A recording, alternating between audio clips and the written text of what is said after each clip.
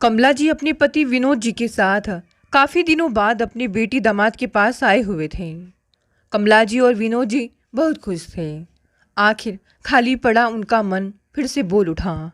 वैसे कहने की तो बात नहीं थी, लेकिन कमला जी नित नए नए पकवान बना बेटी और दामाद को भरपूर खिलाती और खुश हो जाती।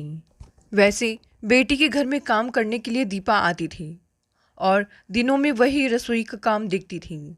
लेकिन कमला जी ने सख्त हिदायत दे रखी थी दीपा को कि तू ऊपरी काम देख ले, खाना तो जब तक हम लोग यहाँ पर हैं मैं ही बनाया करूँगी, क्योंकि मेरे हाथों का खाना रचना बिटिया को बहुत पसंद है। 1-2 महीने की बात है, बनाकर खिला दूँ उसकी पसंद की पकवान, मन भी मेरा खुश हो जाएगा। हंसी खुशी से दिन गुजर रहे थे। उस दिन शाम 4 बजे ही समोसे की महक से घर महक रहा था। कमला जी किचन में खड़ी गरम गरम समोसे तल रही थी। वाह मम्मी, समोसे बना रही हैं, कितना टेस्टी लग रहा है। रुकिए, एक चूल्हे पर मैं चाय रख देती हूँ। तभी कमला जी ने पास खड़ी रचना को रोक दिया यह कह करके, अरे तू क्यों फिक्र कर रही है रचना, मैं बना रही हूँ ना। जा, यह गरम गरम समोसे दे दे आकाश को और अपनी प्लेट भी लेती जा। आखिरी वाला 2-4 समोसा तल कर और चाय का कप सीधे साथ ले आती हूँ। जा आकाश के पास चली जा, वह बेचारा कब से अकेला बैठा है। अरे कहाँ अकेले बैठे हैं, टीवी देख रहे हैं। इधर बैठक में रचना और आकाश गरम गरम समोसे का आनंद ले रहे थे कि थोड़ी देर बाद ही कमला जी किचन से समोसे और चाय का प्याला साथ लिए आ रही थी। तुम लोग बैठो, मैं इनको बुला कर लाती हूँ। कब से ऑफिस का काम देखे जा रहे हैं, पता नहीं कब अपने बारे में सोचेंगे। जब देखो तब काम काम। लेकिन 2 मिनट के अंदर ही कमला जी की चीख गूंज उठी पूरे घर में। रचना, जल्दी आओ, देखो तुम्हारे पापा कुछ बोल नहीं रहे हैं, जाने क्या हो गया है। रचना और आकाश दोनों बैठक से भागते हुए आए। रचना ने पापा पुकार कर उनका हाथ उठाया, उसे उनका हाथ बेजान लगा। आकाश ने डॉक्टर को फ़ोन किया। कमला फूट फूट कर रोने लगी। मम्मी, पापा को कुछ नहीं हुआ है, आप रोइए मत प्लीज़, वरना मुझे भी रोना आने लगेगा। डॉक्टर निशांत आकाश के मित्र थे, इसीलिए तुरंत आ गए थे। उन्होंने आँख की पुतली देखी और उनके अब इस दुनिया में नहीं होने की बात कहकर कमरे से बाहर चले गए। रचना माँ से चिपट कर सिसकने लगी। जब कुछ देर वह रो चुकी तो आकाश बोले, रचना अपने को संभालो। आकाश भी घबराए हुए थे। करण की हरकतों से परेशान होकर रचना मम्मी पापा को अपने साथ ले आई थी। अभी महीना भी पूरा नहीं हुआ था कि पापा सब लोग को छोड़कर चले गए। मम्मी, पापा शाम को तो एकदम ठीक थे, क्या आपसे कुछ कहा सुनी हुई थी? नहीं बेटी। मम्मी को असमंजस में देख उसका शक पक्का हो गया था कि वे उससे कुछ छिपा रही हैं। सच बताओ मम्मी, रात में क्या हुआ था? वे सिसकते हुए बोली। करण का फ़ोन आया था, उसने पापा की जाली दस्तखत बनाकर मकान का सौदा तय कर लिया है और बयान भी ले लिया है। इस बात पर पापा नाराज़ हो उठे। जॉइंट अकाउंट होने के कारण वह बैंक से रुपए पहले ही निकाल चुका था। 2 दिन पहले विजय चाचा का भी फ़ोन आया था। घर पर किसी लड़की को लेकर आया था, उसके कारण उनसे भी उसने खूब गाली गलौज और हाथापाई की। इस बात को लेकर बाप बेटे के बीच जोर जोर से बहस होती रहती थी। मैंने इन्हें समझाने का प्रयास किया तो मुझे इन्होंने डांट दिया। फिर आधी रात में उठकर कोई दवा खाकर बोले, ऐसी औलाद से बिना औलाद होते तो ज़्यादा सुखी होते। लेकिन दोपहर तक तो एकदम स्वस्थ थे, पता नहीं क्या हो गया। मम्मी, इतनी बात हो गई और आपने मुझे कुछ भी नहीं बताया। बेटा, तुम लोग रात में देर से थके मांदे आए थे। यह सब तो मैं जब से करण जवान हुआ है तब से देख सुन रही हूँ। मुझे क्या मालूम कि यह बात आज इनके दिल में ऐसी चुभ जाएगी। आकाश मम्मी और रचना से बोले, बताओ कहाँ कहाँ फ़ोन करना है? मैंने अर्चना और विजय चाचा को फ़ोन कर दिया है, कह दिया है कि आप जिन्हें ठीक समझिए उन्हें सूचना दे दीजिए। आपके आने के बाद ही कुछ होगा। आकाश के मित्र और पड़ोसी एकत्र हो गए थे। उन सब की सहायता से शव को बरामदे में रखकर सभी वहीं खड़े हो गए। आकाश ने बताया कि विजय चाचा, अर्चना और कुसुम बुआ के आने में लगभग 5 घंटे लग जाएंगे, इसीलिए उन लोगों के आने के बाद ही कुछ होगा। यह सुनते ही सब लोग तितर बितर हो गए। वहाँ पर रचना, आकाश और कमला ही रह गए। कमला की आंखों के सामने करण के बचपन की बातें जलचित्र की तरह चलने लगी। रचना और अर्चना के बाद करण के पैदा होने पर घर में खुशियाँ छा गई। अम्मा, विनोद और विजय भैया को बेटे की खबर सुनते ही मानो सोने का खजाना मिल गया था। परिवार में पहला बेटा था, इसीलिए अतिरिक्त लाड प्यार का हकदार था। सीमित आमदनी होने के कारण बेटियों की ज़रूरतों पर कटौती शुरू हो गई। 2.5-3 साल का करण अपने मन का ना होने पर तब तक रोता जब तक उसकी जिद पूरी नहीं हो जाती। विनोद ने दोनों बेटियों को तो सरकारी हिंदी स्कूल में पढ़ाया था। चूंकि कॉन्वेंट स्कूल महंगे होते थे, इसलिए उनका बहाना होता था कि वहाँ पढ़कर बच्चे बिगड़ जाते हैं। रचना, अर्चना दोनों मेहनती थीं, हमेशा अपनी कक्षा में प्रथम आती, इसीलिए दोनों पढ़ लिख कर डिग्री कॉलेज में लेक्चरर बन गई। परंतु जब करण के एडमिशन का समय आया तो विनोद ने उसका नाम कॉन्वेंट स्कूल में 10,000 रुपये डोनेशन देकर लिखवाया था। रचना उससे 8 साल बड़ी थी, इसीलिए उससे थोड़ा दबता था, लेकिन अर्चना से तो उसकी एक पल भी नहीं बनती थी। अर्चना और करण की आपसी मारपीट से परेशान होकर मैं अक्सर रो पड़ती थी। दोनों की गुत्थम गुत्था से खींचकर अक्सर कहती, ऐसा लगता है कि घर छोड़कर कहीं चली जाऊं, लेकिन मेरा तो ठिकाना भी कहीं नहीं है। एक बार दोनों एक बुक के लिए लड़ रहे थे। करण ने अर्चना को एक गाली दे दी। सुनते ही मैंने उसे एक जोरदार थप्पड़ लगा दिया था, तो वह मुझसे ही चिपट गया और मेरी बाह में दांत गड़ा दिए थे। आज भी उस जख्म का निशान मेरी बाह पर बना हुआ है। जैसे ही दर्द से बिलबिलाकर मैंने उसे हल्का सा धक्का दिया, वह जानबूझकर मुंह के बल गिर पड़ा। होठ में दाद चुभ जाने के कारण उसके खून झलक आया था। वह मुंह फाड़कर जोर जोर से चिल्लाने लगा। अम्मा जी खून देखते ही मुझ पर गर्म हो उठी थी। माँ हो कि दुश्मन, ऐसे धक्का दिया जाता है? वे करण के आंसू पोंछकर बोली, मेरा राजकुमार है, अभी तुम्हारे लिए बुक का बंडल मंगवा कर दूंगी, तुम इस कलूटी को एक भी मत देना। अम्मा जी अर्चना को लाड से कलूटी ही कहती थी। फिर करण के कान में फुसफुसा कर बोली, मेरे साथ आओ, मैंने तुम्हारे लिए लड्डू छिपा कर रखे हैं। रोना तो महज उसका नाटक था। मैं आंखों में आंसू भर कर रह गई थी। करण ने एक लड्डू मुंह में रखा, दूसरा हाथ में, और घर से फुर हो गया। विनोद बहुत गर्म मिजाज और कायदे कानून वाले थे, लेकिन बेटे की मोह ममता में सारे कायदे कानून भूल जाते थे। मैं सुबह से रात तक घर का काम करती करती थक जाती।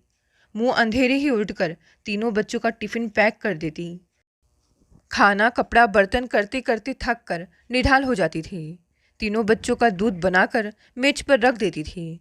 करण चीखता हुआ कहता, मुझे नहीं पीना सादा दूध, बॉर्नवीटा डालो तभी पीऊँगा। बॉर्नवीटा ख़त्म हो गया है, इसलिए चुपचाप दूध पियो। टिफ़िन बैग में रखो और स्कूल जाओ। वैन वाला कब से हॉर्न बजा रहा है। मैंने गिलास उठाकर करण के मुंह में लगाने का प्रयास किया। आधा गिलास दूध देखते ही उसने मेरे हाथ को झटक दिया। हाथ से गिलास छूटकर दूध जमीन पर फैल गया। मैं चिल्ला कर बोली, बहुत बदतमीज हो गया है। रचना, अर्चना को जितना देती हूँ चुपचाप पीकर चली जाती हैं। ये नालायक हर समय कोई ना कोई बखेड़ा खड़ा कर देता है। विनोद कमरे से भागते हुए आए, डांटते हुए बोले, तुम्हारा कोई भी काम ढंग से नहीं होता है। जब तुम्हें पता है कि वह गिलास भर कर दूध पीता है, तो तुमने उसे चिढ़ाने के लिए जानबूझकर आधा गिलास दूध क्यों दिया? मेरे लिए तो तीनों बच्चे बराबर हैं। मैं तो तीनों को एक सा ही खिलाऊंगी, पहनाऊंगी। मेरे लिए बेटा बेटी दोनों एक समान हैं। मैंने जवाब दिया, ज़्यादा जबान मत चलाओ। रचना, अर्चना एक दिन दूध नहीं पिएंगी तो मर थोड़े ही जाएंगी। अम्मा जी ने विनोद के सुर में सुर मिलाया। रचना करण को बुलाने के लिए बाहर से आई थी। दादी और पापा की सारी बातें उसने सुन ली थी। 14 वर्ष की रचना समझदार हो चुकी थी। उस दिन के बाद से उसने दूध को हाथ भी नहीं लगाया। अर्चना करण को जिद करते देख खुद भी वैसा ही करने लग जाती थी। एक दिन करण टिफ़िन मेज पर पटक कर बोला, मैं आज से टिफ़िन नहीं ले जाऊंगा। सब बच्चे मैगी, इडली, पुलाव और जाने क्या क्या लेकर आते हैं, परंतु तुम तो पराठे के सिवा कुछ बनाना ही नहीं जानती। तब मैं चिढ़ते हुए बोली, सुबह इतने सारे काम होते हैं, 56 भोग बनाना मेरे बस का नहीं है। अपने बाप से कहो नौकरानी रख ले, वही रच रच कर बनाती खिलाती रहेगी। करण ने टिफ़िन गुस्से से ज़मीन पर फेंक दिया। मुझे नहीं ले जाना यह पराठा। मैं चीख कर बोली, खाना फेंक रहे हो? 2-4 दिन भूखे रहोगे ना, तब समझ में आ जाएगा। विनोद दौड़े दौड़े आए, करण का हाथ पकड़कर बाहर ले गए। उन्होंने निश्चय ही उसकी मुट्ठी में रुपए रख दिए होंगे। वह हंसता खिलखिलाता साइकिल पर चढ़कर स्कूल चला गया। अंदर आते ही विनोद बोले, तुम भी कम थोड़े ही हो। जब तुम्हें पता है कि वह पराठा नहीं पसंद करता है तो कुछ और बना दो, लेकिन तुम कुत्ते की दुम की तरह ही हो, चाहे कितनी सीधी करो टेढ़ी की टेढ़ी ही रहती है। आप मत चिल्लाइए, उसको बिगाड़ने में आप ही ज़्यादा जिम्मेदार हैं। आपने उससे रुपए क्यों दिए? वह भूखा रहता कि नहीं तो क्या हुआ, एक आध दिन भूखा रहता तो दिमाग ठिकाने आ जाता। आप खुद खाने की प्लेट फेंकते हो, वही उसने भी सीख लिया है। चुप रहो, ज़्यादा चढ़ बढ़ के मत बोलो। मैं रोते रोते किचन से चली गई। यह सब तो रोज का काम हो गया था। करण 9वीं कक्षा में आ गया था। उसकी दोस्ती कक्षा के रईस आवारा टाइप लड़कों से थी, ना कि पढ़ने में होशियार बच्चों से। एक दिन वह बोला, पापा अभय मैथ्स की कोचिंग कर रहा है, मुझे भी कोचिंग ज्वाइन करनी है। विनोद करण की किसी बात के लिए मना करना नहीं जानते थे। वे उसकी हर फरमाइश पूरी करते। पापा विभीत हमेशा ब्रांडेड शर्ट ही पहनता है, मेरे पास तो एक भी नहीं है। अगले दिन ही विनोद ऑफिस से लौटते हुए ब्रांडेड शर्ट लेकर आए थे। शर्ट देखकर वह खुशी से विनोद से चिपट कर बोला, मेरे अच्छे पापा, आप बहुत अच्छे हैं। उसे विनोद के ओवर टाइम की कोई फिक्र नहीं थी। उसी साल रचना की शादी हो गई थी। करण आज़ाद हो गया था। अर्चना से तो उसकी अधिकतर बोलचाल ही बंद रहती थी। विनोद का प्रमोशन होकर गुजरात पोस्टिंग हो गई थी। वे अर्चना और करण की पढ़ाई के कारण उन्हें विजय भैया की देख रेख में यहीं छोड़कर चले गए थे। करण घर से बाहर ज़्यादा रहता। मैं ट्यूशन पढ़ने जा रहा हूँ कहकर वह घंटों के लिए गायब हो जाता। उस पर डांट फटकार का कोई असर ही नहीं था। 2-3 महीने में विनोद आते तो मैं माँ होने के नाते शिकायतों का पुलिंदा खोलकर उन्हें सुनाने की कोशिश करती, जिसे विनोद ध्यान से सुनते भी नहीं थे। हंसकर लाड से इतराते हुए करण से कहते, क्यों भाई करण, अपनी मम्मी का कहा माना करो, इन्हें परेशान मत किया करो। वे तुम्हारी ढेरों शिकायतें करती रहती हैं। हाँ, तुम्हारी इस वर्ष बोर्ड की परीक्षा है, तुम्हारी तैयारियां कैसी चल रही हैं? फर्स्ट क्लास पापा, मेरे तो सारे सब्जेक्ट्स तैयार हैं, रिवीजन चल रहा है। मेरी बातों से ज़्यादा उन्हें बेटे की बातों पर विश्वास था।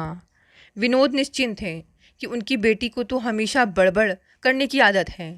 करण का हाई स्कूल का रिजल्ट निकलने वाला था। विनोद छुट्टी लेकर गुजरात से आ गए थे। विनोद बेटे से इतराते हुए बोले थे, करण तुम्हारे 80% अंक तो आ ही जाएंगे। तब करण बोला था, हाँ पापा। भाई फिर तुम क्या इनाम लोगे? मेरा मन नहीं माना था, बीच में ही बोल पड़ी थी। रचना ने जब पूरे कॉलेज में टॉप किया था तब आपने कुछ नहीं पूछा था। अरे वह तो बेटी थी, यह तो मेरा बेटा है, मेरा नाम रोशन करेगा। पापा मुझे अपने दोस्तों को होटल में पार्टी देनी पड़ेगी। देना, ज़रूर देना। अपना मन छोटा मत करना। मुझे पहले से बता देना कि कितने रुपए चाहिए। करण का रिजल्ट इंटरनेट पर देखा गया। उसके 50% अंक देखकर विनोद ने आओ देखा न ताओ उस पर थप्पड़ों की बरसात कर दी थी। बेटे को बचाने के चक्कर में 1-2 हाथ मेरे भी लग गए थे।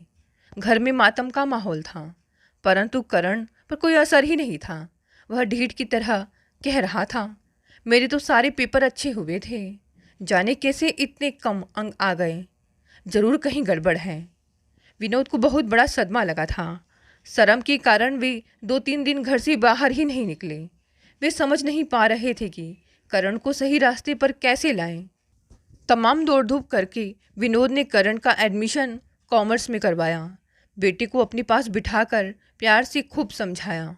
बेटा करण, मेरे पास कोई दौलत नहीं रखी है कि तुम्हें कोई दुकान या व्यापार करवा सकूं। तुम्हें मेहनत से पढ़ना होगा क्योंकि तुम्हें पढ़ लिख कर भविष्य में ऑफिसर बनना है। जी पापा, मैं अब मन लगाकर पढ़ाई करूंगा। आंखों में आंसू भरकर विनोद गुजरात चले गए। करण फिर पुराने रवैये पर लौट आया था। कोचिंग के बहाने वह दिन भर घर से गायब रहता। जब घर में रहता तो या तो मोबाइल पर बातें करता या ईयरफोन कानों में लगाकर गाने सुनता। विजय भैया ने एक दिन डांटते हुए कहा, करण बेटा, पढ़ाई पर ध्यान रखो। इस वर्ष तुम्हारी इंटर की बोर्ड की परीक्षा है। हाई स्कूल की तरह इस बार रिजल्ट खराब ना हो। तब करण बिगड़ कर बोला, चाचा, मैं अपना भला बुरा सब समझता हूँ। आपको उपदेश देने की ज़रूरत नहीं है। विजय भैया ने उस दिन के बाद से करण की हरकतों की ओर से अपनी आंखें बंद कर ली। करण की शामें दोस्तों के साथ रेस्टोरेंट में पिज़्ज़ा बर्गर खाए बिना नहीं बीतती थी। सब बियर पार्टी का भी लुत्फ़ उठाते थे। खर्च से बचाए हुए जो रुपए अलमारी के कोनों में मैं छिपाए रखती थी, आसानी से उन पर वह हाथ साफ करता रहता। धीरे धीरे उसकी हिम्मत बढ़ती जा रही थी। मैं परेशान रहती, परंतु यदि भूल से भी करण से कुछ कहती तो वह मुझसे लड़ने पर उतारू हो जाता था। मैं मन ही मन घुटती रहती। मेरे दिल के दर्द को कोई सुनने वाला नहीं था। दिन ब दिन मैं सूख कर कांटा होती जा रही थी। एक दिन विजय भैया मुझे डॉक्टर के पास लेकर गए तो डॉक्टर ने तमाम टेस्ट कर डाले। ईसीजी करने के बाद उन्होंने दिल की बीमारी बताई। डॉक्टर ने ढेर सारी दवाएं और पूरी तरह आराम करने की सलाह दी। विनोद मेरी बीमारी की खबर सुनकर भागे चले आए। मेरी हालत देख उनकी आंखों में आंसू आ गए थे। करण पक्का नाटकबाज था। जब तक विनोद थे उनके सामने कॉपी किताब खोलकर बैठा रहता। विनोद का और मेरा भी काम में हाथ बटाता, मेरी देखभाल भी करता। विनोद को लगा कि मेरी बीमारी के कारण वह सुधर गया है। डॉक्टर की दवाओं और विनोद की देखभाल से मेरा स्वास्थ्य जल्द ही सुधरने लगा। विनोद ने इन दिनों महसूस किया कि विजय भी करण से नाराज और खिंचे खिंचे से रहते हैं, परंतु पुत्र के मोह में उन्हें विजय ही गलत लगे थे। एक दिन मैं करण पर झुंझला रही थी तो विजय भैया भी उसकी हाँ में हाँ मिलाकर कुछ बोलने लगे। विनोद को यह अच्छा नहीं लगा, इसीलिए बीच में बात काटते हुए मेरी ओर इशारा करके बोले, तुम लोग समझते क्यों नहीं हो? वह जवान हो गया है, अपना भला बुरा खुद समझता है। हर समय टोका टोकी करना अच्छा नहीं होता। फिर विजय भैया की ओर मुखातिब होकर बोले थे, विजय, तुम्हें भी समझना चाहिए, यही उसके खाने खेलने की उम्र है, फिर तो आगे चलकर जिम्मेदारियों में पड़ जाएगा। मैं थोड़ी नाराज होकर बोली थी, आपकी आंखों पर बेटे की मोह की पट्टी बंधी हुई है, आप समझते क्यों नहीं हैं? आपका बेटा बिगड़ गया है, उसके लक्षण अच्छे नहीं हैं, उसका संग साथ अच्छे लड़कों का नहीं है। विनोद मुझ पर चिल्ला पड़े थे, तुम्हारा तो दिमाग खराब हो गया है, हर समय उठपटांग बातें करना तुम्हारा काम है। मैं भी नाराज होकर जोर से बोली थी, आपने तो कसम खा कर रखी है मेरी बात ना मानने की। मैं तो दिल की मरीज हूँ, मर जाऊंगी। आप ही बुढ़ापे में सिर पर हाथ रख कर रोएंगे, तब मुझे और मेरी बातों को याद करेंगे। विनोद की छुट्टियां समाप्त हो गई थी, वे चले गए थे। ट्रांसफ़र करवाने की कोशिश में लगे हुए थे। विनोद के जाते ही करण अपने असली रंग में आ गया। एक दिन उसने अलमारी से घर खर्च के रखे हुए 2000 रुपये निकाल लिए। मैंने घर में शोर मचा दिया, फिर करण से भी रुपयों के बारे में पूछा। करण ने हड़बड़ाहट में नौकरानी प्रिया का नाम ले लिया। सुबह का समय था, इसलिए विजय भैया भी घर पर ही थे। उन्होंने करण से पूछा, तुमने उसे रुपए निकालते हुए देखा था? हाँ, वह अलमारी के पास खड़ी होकर अपने कुर्ते के अंदर कुछ छिपा रही थी। प्रिया कसमें खाती रही कि उसने रुपए नहीं लिए हैं, लेकिन विजय भैया पर क्रोध का जुनून सवार था। उन्होंने उसकी तलाशी लेकर बेइज्जती भी की, उसको 1-2 थप्पड़ भी जड़ दिए, पुलिस में शिकायत करने की धमकी भी दी। लेकिन रुपए उसने लिए हो तब तो मिले। काम करने वाली से ज़रूर मैं हाथ धो बैठी थी। इस बीच करण कब छू मंतर हो गया कोई नहीं देख पाया। प्रिया की अम्मा ने मोहल्ले में बदनामी और कर दी थी। वह चिल्ला चिल्ला कर कहती फिर रही थी, बड़े लोग होंगे अपने घर के, मेरी भी कोई इज्जत है, मेहनत करके पेट भरते हैं। करण तुम्हारा बिल्कुल आवारा है, उसने ही रुपए चुराए हैं। भी हमारी प्रिया को छेड़ रहे थे। उसके शोर मचाने पर उन्होंने उससे बदला लेने के लिए उस पर चोरी का इल्ज़ाम लगा दिया। करण तो पक्का चोर है। विजय भैया तो मोहल्ले में किसी से आंख भी नहीं मिला पा रहे थे। मैं भी शर्म से पानी पानी हो गई थी। बेटे की नीच हरकतों के कारण मैं ज़्यादातर बीमार और अकेली रहने लगी थी। विजय भैया ने करण की नित्य नई नई करतूतों से परेशान होकर आंगन के बीच दीवार खड़ी करवा कर विनोद से सारे संबंध तोड़ दिए थे। देवर देवरानी से नाता टूटने का सदमा झेलना मुझे बहुत भारी पड़ रहा था। घर के सारे काम मुझे अकेले करने ही पड़ते थे। अक्सर मैं हाफती हुई पलंग पर लेट जाती थी, अंदर ही अंदर दिन भर घुटती रहती थी।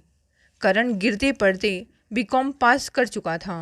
दोस्त यारों के साथ यहाँ वहाँ घूमता फिरता और बातें लंबी लंबी करता। विनोद बेटे की नौकरी के लिए फॉर्म भरवाते रहते, परंतु सफलता कहीं नहीं मिलती थी। वे करण की नौकरी के लिए यहाँ वहाँ भागते रहते, सिफारिश के लिए लोगों के हाथ पैर जोड़ते रहते। निराश होकर अपने फंड के पैसे से करण के लिए एक छोटी सी मोबाइल की दुकान भी खुलवाई, लेकिन करण के लिए वह उसके स्टैंडर्ड की नहीं थे। 8-10 दिन से ज़्यादा उस पर वह नहीं बैठा। फलस्वरूप विनोद के पैसे बर्बाद हो गए। वे मन ही मन बेटे के भविष्य को लेकर निराश हो गए थे। एक और मेरी बीमारी और दूसरी ओर बेरोजगार बेटा। इसी बीच अर्चना की शादी भी आ गई थी।